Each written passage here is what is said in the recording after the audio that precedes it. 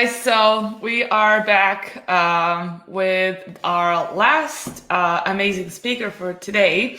It's 1 a.m. here in Europe, and I always want to have this jacket on, and then like it's just too warm every single time.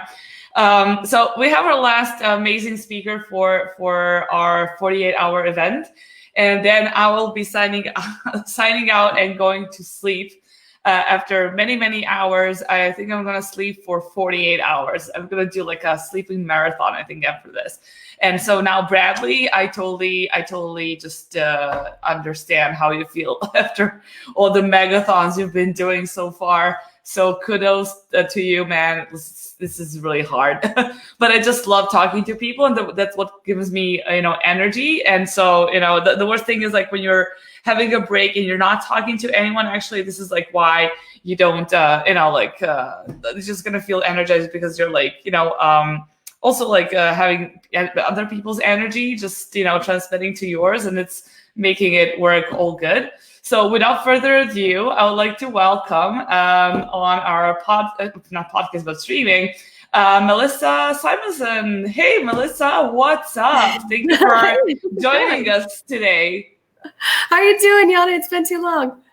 Yeah, I know. It's been forever. And I was just like wondering, like, where the heck are you? Like, I haven't heard from you in a while. It's been kind of MIA. So like, what's going on? Yeah, I've actually been, a lot of stuff going on with my kids. School's back in session. And so there's a lot of craziness going on there. But I'm excited to be part of this and to kind of talk about all the stuff going on with Prime Day and everything else. So I love that you guys put on this 2-day live event. That's crazy ambitious.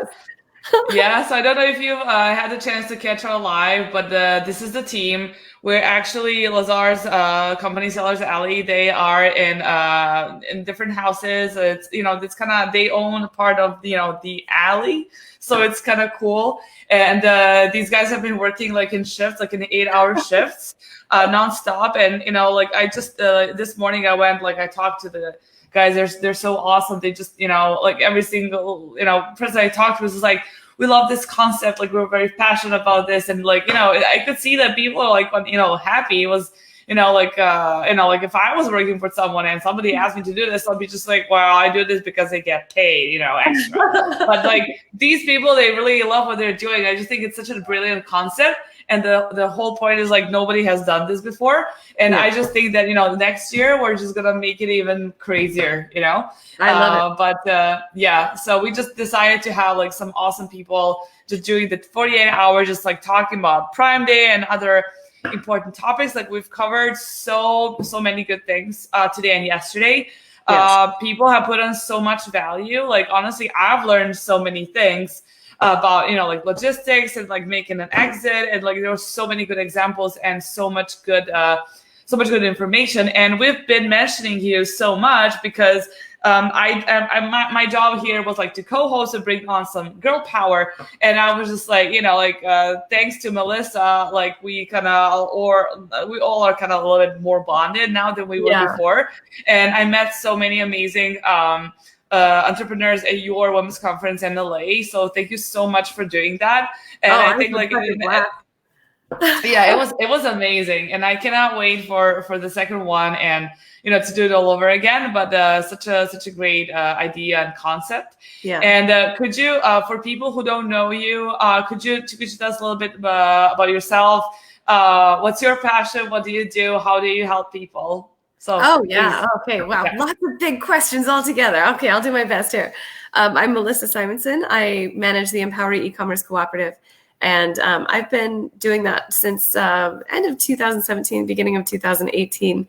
And it was very clear just as soon as I got into this, what a wonderful, tight, and small-ish community the e-commerce community is, and I really wanted to be a part of it as much as possible right away. And I was very attracted to the kind of people who are in this industry. And so going to events, really being in a position to help those people that I am so passionate about, like having in my life, was very important to me right away. And so with Empowery, connecting with partners and connecting partners and members together is really kind of our main mission.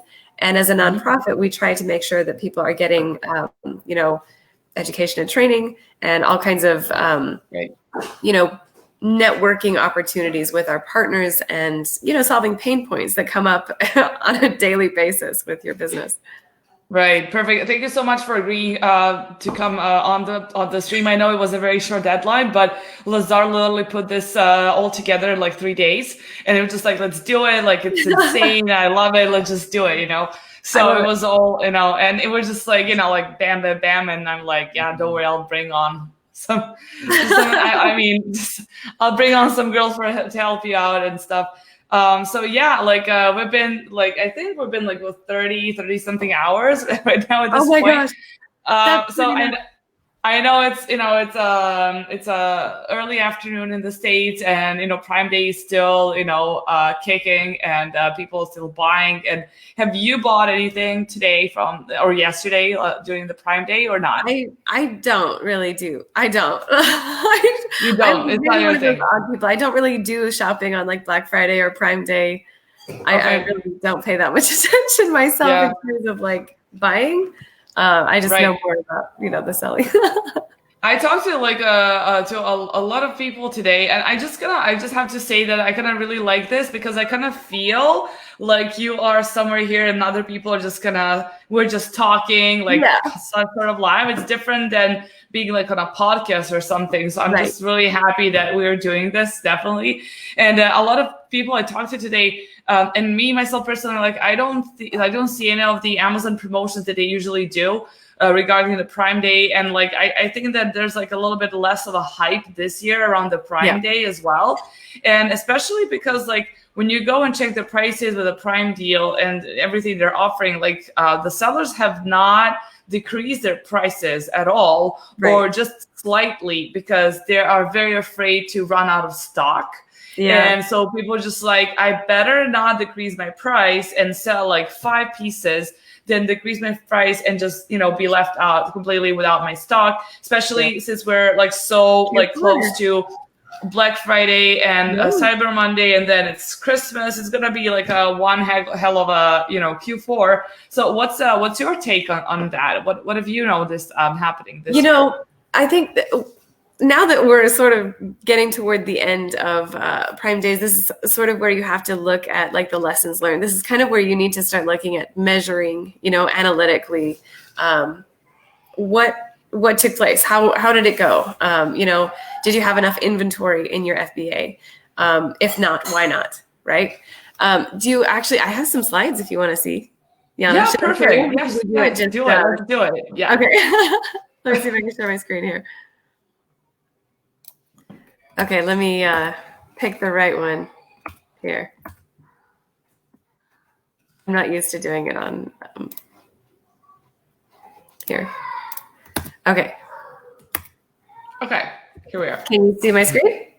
Yeah, it's perfect. Now I'm too fast. I'm too fast for this program. You should have seen me this morning. I was just how do I do this? But now I'm just yeah, we're here. Just we're good. Yeah.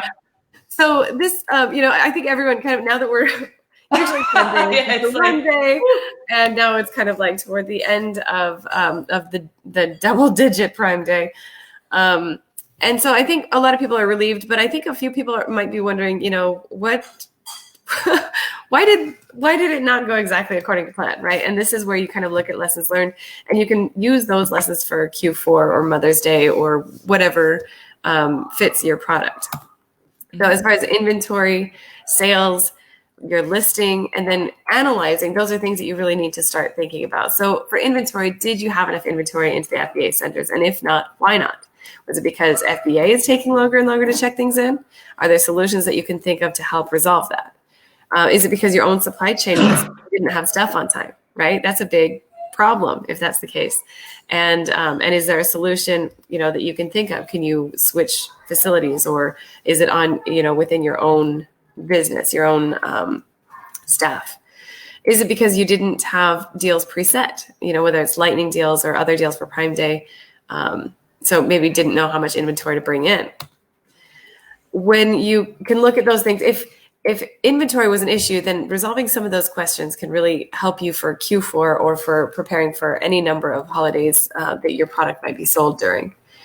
If your inventory was fine and that wasn't an issue, then how about sales? Did sales meet your expectations, right? If not, why not? Inventory, that definitely has a factor with sales. If you run out of inventory, that's going to impact your sales. If you end up with too much inventory, right? All of that has a part to play, and we just talked about that. Was your offer a good offer, right? Did everything look good? Did you have everything prepared correctly? How did it compare to the competition? Did you look at the competition today during Prime Day? Did you take a look to see, who you're competing against? Did you look at the historical pricing of your product or products like yours to compare it to that? And how did it compare? And here's a huge one that I think is very difficult to anticipate, but something that you can learn after the fact. I'm sorry, I hope you can hear me okay. How did it hold up during COVID? There's right now, if you're trying to do luggage sales, right? That's probably not doing very well, but right now vitamin D sales are through the roof. So next year, again, that will likely be quite different. So if your, product is Easter or, something more holiday related, then maybe you could start to think about if COVID maybe still be playing a part. Or maybe travel is going to be up next year. So context is a huge deal here. And using the lessons that you have learned during this Prime Day you can then apply those to some of those other ones. Did you pre-rank your product for this Prime Day? So for that question, it's really important to pre-rank your product before that actually happens. At least 30 days before that happens, because then you don't have to count on the deals so much. Did you use a software like Rankster or, virtual, what's it called? Sorry, Viral Launch or something like that to pre-rank so that you're naturally ranking higher. Your competition is certainly going to be using tools like that, right? They're going to be trying to get their BSR higher. So at least a measure of this is required just to be on defense, because they're going to surpass you. Your competition is going to be surpassing you because they're going to be ranking theirs. So if you're not doing it just to stay even, then you're falling behind. If you can afford the expense, and the job cost is worth it in the end, after analyzing, which is the most important thing that we're talking about now. And if that's worth it, then do offense. Don't just keep up by doing defense, go offensive. Again, like I said, this should be coordinated at least 30 days ahead of time. I apologize for the background noise here. No worries. Okay, so then as far as your listings, did you monitor your listings prior to Prime Day? This is a really big deal, because this is, you've got competitors who may be trying to attack your listing. If anyone makes changes to your images, or if they attack your listing by adding pesticide in the back-end search terms or something, something that amounts to pesticide, or if they put in a false claim like, this product burned my skin, you might find yourself on Prime Day with a suspended account, right? That's their goal when they're doing that. So it's important to monitor your listings and to look for any changes. Hey guys, sorry. And then there are programs and different kinds of software that can help you with this. So there's a program called Parsimony that we're partnered with. They have listing monitoring where it tracks your pricing and you get an alert if your pricing changes. The pricing, this is such a huge topic especially for like lightning deals. When it comes to promotions, if they make the price too low, it messes up all your lightning deals. If they hack your account or get on your listing and change that price, it can seriously mess up more than just Prime Day, right? But certainly Prime Day or Black Friday or any of the promotions that you're trying to run. So monitor your listing. Did you do a good job doing that? If things didn't go well this Prime Day, could that be one of the reasons why? Make sure, your titles, bullets, everything like that is not being changed on you, and make sure you're using something that can give you alerts or that you're staying on top of it yourself. So, this is all over the place, right? If you have an Easter product, this is applicable to Easter, Black Friday, All of these analytics for Mother's Day, right? All of these are applicable to make sure that at each of these promotional times, and depending on what your product is, that you're taking advantage of the information that you are gathering with your sales. What you're doing, like these sales that you're making, or the lack of sales, or the inventory, if you're not analyzing it as you go, then you don't have the ability to put that information in context and use it to help you for the next time. So for context here, and for analyzing and measuring purposes, there's a lot of lessons out there about Prime Day, but it all comes back to measurement. Using this information for all of those other holidays that we just talked about and all of the other promotional opportunities. Are you analyzing each of the deals that you did? So right now, I mean, Amazon is charging an increasing amount of money each year for lightning deals, for deals of the day, on and on and on, everything, for their fees, for their storage, everything. So are you analyzing those to make sure that the deals are worth it? Because your storage costs, everything else is also going up. Not only now do you have to pay the cost, but you have to lower the price for those deals. So you're being squeezed. And as sellers are squeezed, if they don't go back and analyze the job cost, they're not doing a good enough job managing their business, right? So this is when it comes down to job costing. You need to be analyzing whether you got enough out based on what you put in. And if you do that for each lightning deal, if you do that for this Prime Day, and then for the next holiday or promotional event, that's really where you want to be. So that's the main thing I wanted to get across about this Prime Day. Did I stop sharing? There we go. I did. Did I not? Was supposed not to do that? Because I saw you just leaving the window.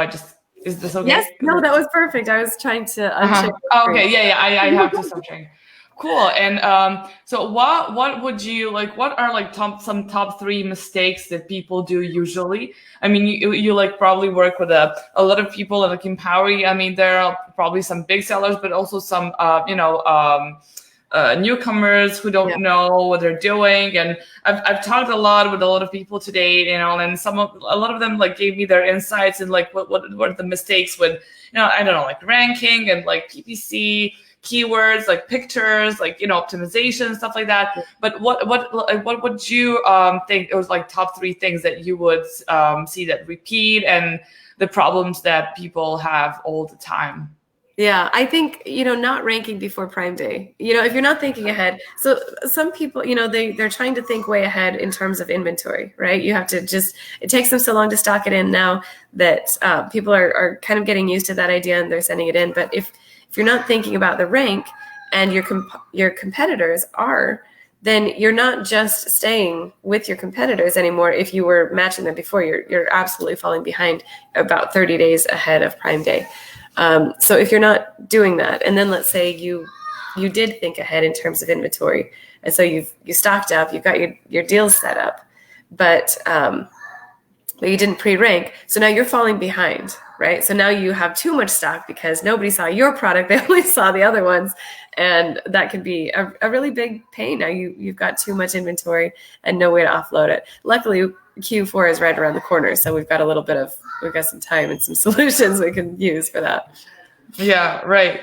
And so, do you think that you don't think that the inventory, this is maybe the biggest problem that people have? Oh yeah. Or would you still think to the pre-ranking? What do you think? Yeah, I mean, pre-ranking is one that I don't think a lot of people think about. So I think that's one that people should look into more. But absolutely, inventory is crazy tough because it's all like this estimation, which is why I'm talking about measuring and analyzing, right?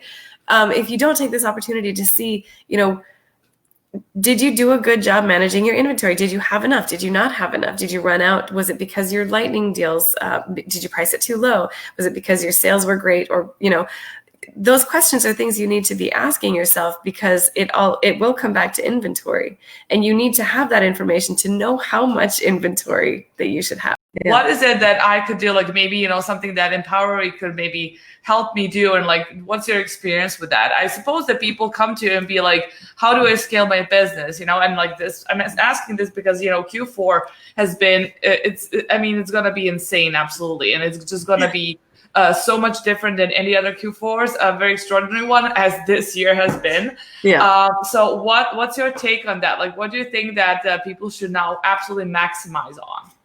I think people really should try and look to the future. You know, we were talking a little bit a second ago about context, right? If you have a certain product, if you have one product and it's really focused on something that is going to not do well, you might need to pivot at this point. You know, you need to pay attention to the world that is, instead of thinking, maybe if I do more PPC, maybe if I, throwing more money at the problem doesn't usually solve it. Analyzing it and making small, subtle changes usually can. So one thing is, look to the future and make sure that you're trying to anticipate what the world's going to look like next year.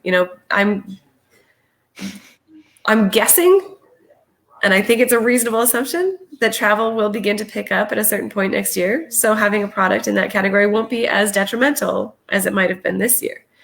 Trying to stay ahead of that is I think where people need to be looking if they want to scale.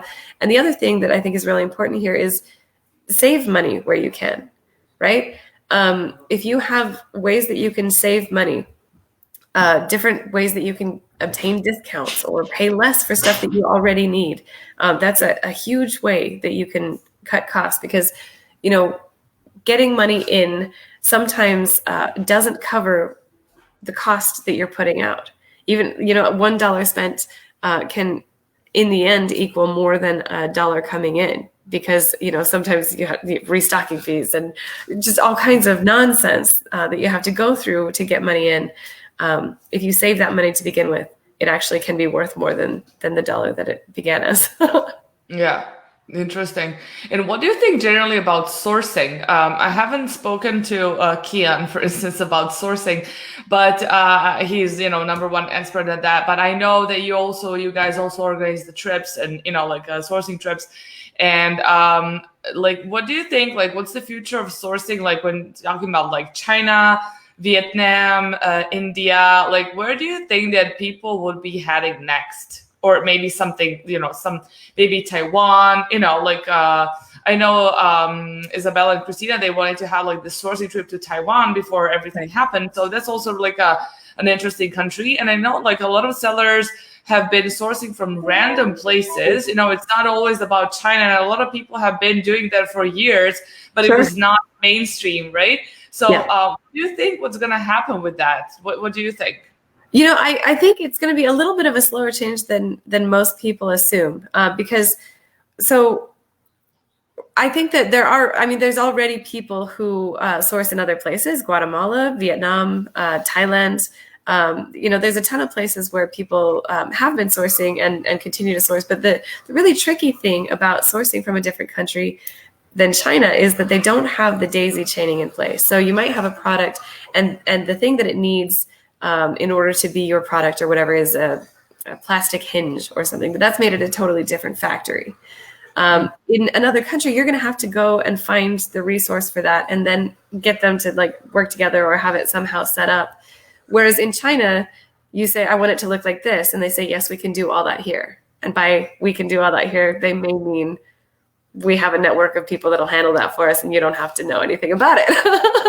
So it's, getting all of that daisy chaining set up in other countries is actually a really big deal and can be a painstaking process. I don't know if you know Patrick Mayoho, but he does this kind of sourcing on a really large scale for big companies and stuff like that. And he's working with other countries and factories in other countries to help them set up the daisy chaining process to the degree that it is in China, because it can be so beneficial. And then we don't have to worry about the tariffs and all the other pains that can come from sourcing in China. So I do think that it's on the horizon. I think that it's still very difficult for an average seller or a beginner seller, especially, to try and source from another country. But I think there's great resources like Megla Bardwaj. She, if you're looking to source in India for, like lacy things or leather or something that is a specialty in India, that's definitely somewhere that you can go. And I'd be happy to put you to any of the resources that we have for any of the countries we have, that we have partners doing sourcing trips and stuff like that. Right. Yeah. I'm just curious because I would just like to see, if there's some another, if there's going to be like another country that's going to go open up, not be as popular as China, because I think it's going to take a lot of time for Yeah. any other country to, reach China's level. Oh But, yeah. I just really curious to see like in what direction will the sourcing go? Like what part of the world will we be going to source our products, and Sure. how is all that going to be done? So I was just curious to see, like, what do you think, and what do your, members and like your partners, what do they do, and like where do they, like where do they search for their products? Yeah. So we do. I mean, we have several partners that, one sources in Guatemala, and I know like Steve sources in several different countries: Vietnam, Thailand, China, probably somewhere else that I'm forgetting. And then of course Megla, who sources from India. So I mean, I know that people are doing it successfully, and I know that it's been a really big win for them, and that if you can source from those places, then it can be awesome. Hey, Steve. Hey, Steve. So being able to point people in the direction of the experts in those areas is kind of where I would step into that, rather than foretell the future. I think one thing that I've learned this year is that we could have an alien invasion, and I would not be surprised. I would just be like, what's next?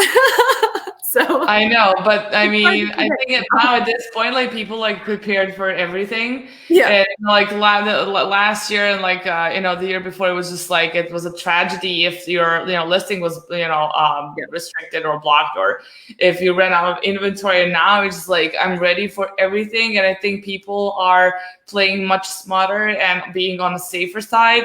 As I said, like I think a lot of sellers did not decrease the price because they were afraid that they will sell out and go out of stock. And then what do you do until like Black Friday? You have like a month and a half to get. And then it's too late. Like trying to get Amazon to quickly put, even if they do send stuff in, they probably won't even have it stocked, have it restocked or accepted from Amazon. So it's really tricky. There were less deals. I heard that there were much fewer deals, or that the prices for Prime Day this time were not as low as expected, or as previous years have held. And it's interesting. It's interesting for the customer side of things, because you can see now that the things that Amazon is doing to the sellers is now affecting the customers, whether they like it or not. Yeah, I mean, Amazon has always done whatever they want, So now I think it's getting like trickier and trickier, and especially because like so many people pivoted to Amazon this year to just start selling.